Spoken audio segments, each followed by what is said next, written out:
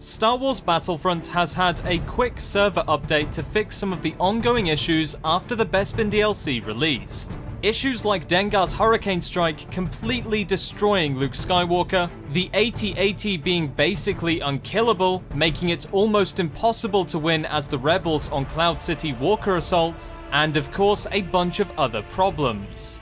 Today, I'm going to be breaking down this server patch for you guys. What's up guys, my name is Connor and welcome back to Star Wars Central. So the Battlefront community manager Sledgehammer posted the update notes on the official forums. The biggest changes made in this patch are to the map rotation of the Bespin playlist and to the Walker Assault mode on Cloud City. Of course there have been other changes, but I'm only going to focus on these two important ones because I have a lot to say in this video. Anyway, let's get started. So firstly, the playlist rotation. They made a change that means we should see more of the other maps and game modes appear in the Bespin DLC playlist, meaning you won't be playing Cloud City anywhere near as often and you should be seeing the Carbon Freezing Chamber a lot more as well, which is obviously great news. Loads of people on the Reddit, the forums, pretty much everywhere have been complaining about this, and I'm glad they've fixed it because I was starting to get pretty annoyed myself. I had to play a private match to actually see the Carbon Freezing Chamber for the first time. That is just how bad the original map rotation was. However, the new playlist rotation is a big improvement, especially considering the Carbon Freezing Chamber is in my opinion one of the best maps they've made so far. It's absolutely gorgeous, and it's just a shame that so many people have not been able to play it yet. So overall, good change. Anyway, moving on, this is the more controversial change that has been made, and obviously I'm going to discuss it for a little and tell you guys exactly what I think, which in its own way may be controversial, but I'm not going to hold anything back. So let's begin. If you've played a lot of Walker Assault on Cloud City, then you'll know that the AT-AT was basically almost impossible to kill as the rebels. And this was for a combination of reasons. I've seen a lot of people, some streamers, some YouTubers, and just general keyboard warriors all over the internet, Reddit users, the list goes on. Loads of people have tried to give their reasons for why the rebels just couldn't win Walker Assault on Cloud City. And some of them have been somewhat right, and some of them have unfortunately been so far from reality I doubt they even play the game. But generally speaking, this was the internet, so there's a good chance they don't. Anyway, a lot of people tried to simplify what is a complex problem into a simple solution, which, as you guys know, just doesn't work. There is no single factor that led to the AT-AT being difficult to kill. You could say it's purely a health bar issue, which gives you a simple solution, which would fix the problem on the surface by increasing rebel wins, but it does nothing to solve any of the underlying issues that created the problem in the first place. This was a complex issue.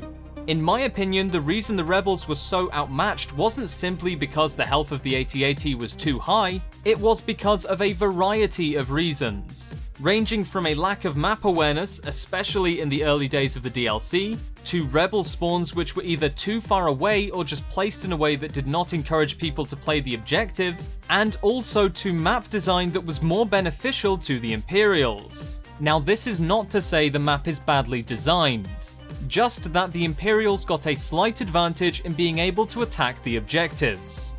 And this is in part due to the shift towards an urban environment, one in which the slaughter of Imperials as they march across the tundra doesn't really happen anymore.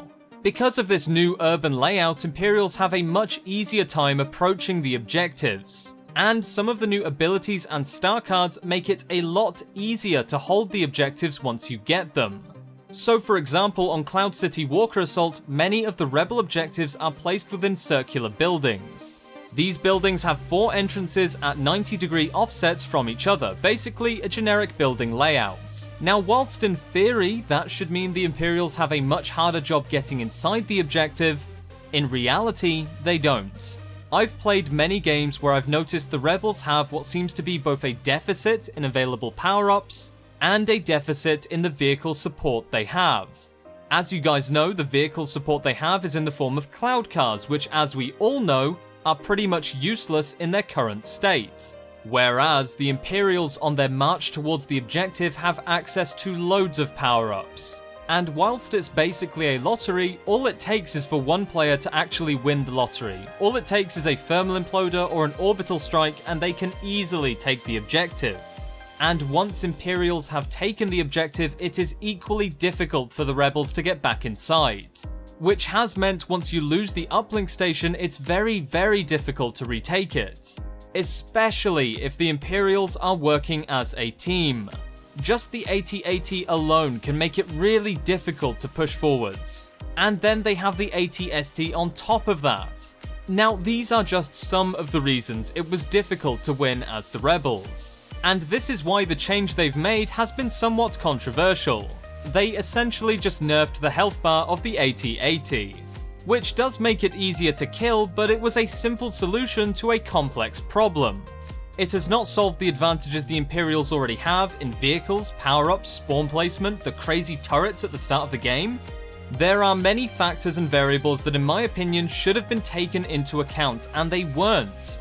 In part because it's difficult to solve many of these underlying issues. It's not a simple task, and whatever changes you make will take time. And ultimately, with the Death Star DLC on the way now, it's probably time they don't have.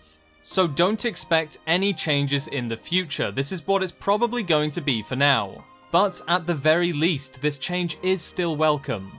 There definitely needed to be a fix, and if this is the fix, then so be it. It does solve the issue of being able to kill the AT-AT, and whilst I may disagree with the method, I cannot argue with the results.